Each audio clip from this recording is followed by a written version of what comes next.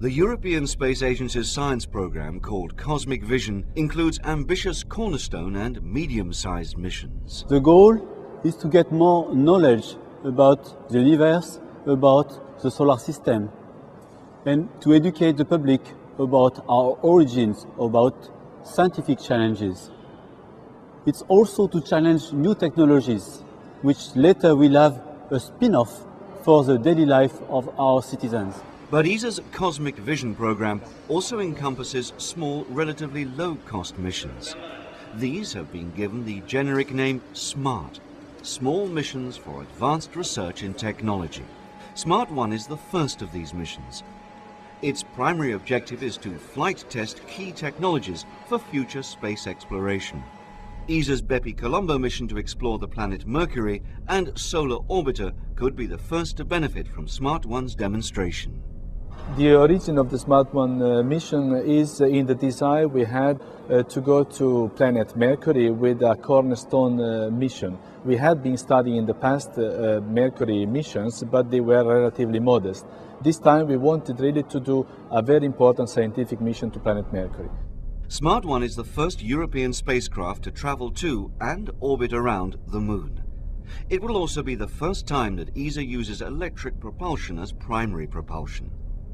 To date, this technology has only been used once on an interplanetary mission, on NASA's Deep Space One probe launched in 1998. The ion engine doesn't burn fuel like chemical rockets. Instead, it converts sunlight into electricity and uses xenon gas as propellant.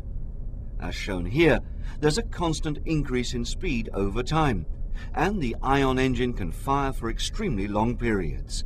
This drives the spacecraft forwards.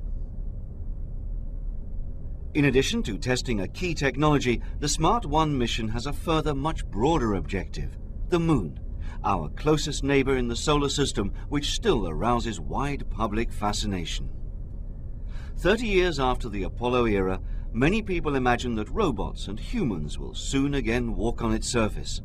For now, though, the Moon still holds many mysteries, notably the way it was formed. Giuseppe Racca, project manager for SMART-1, knows that returning to the Moon can be a tough sell these days.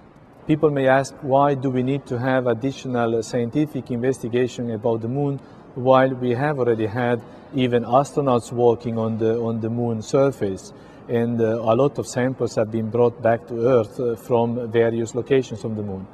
However, it is important to realize that the locations where the samples have been taken are very local towards the equator of the Moon, and only in a particular side. It is like if people, extraterrestrial people, would come to Earth and would pick up samples only from Sahara and from the South Pole, they would deduce that the Earth is made all of sand and of water ice.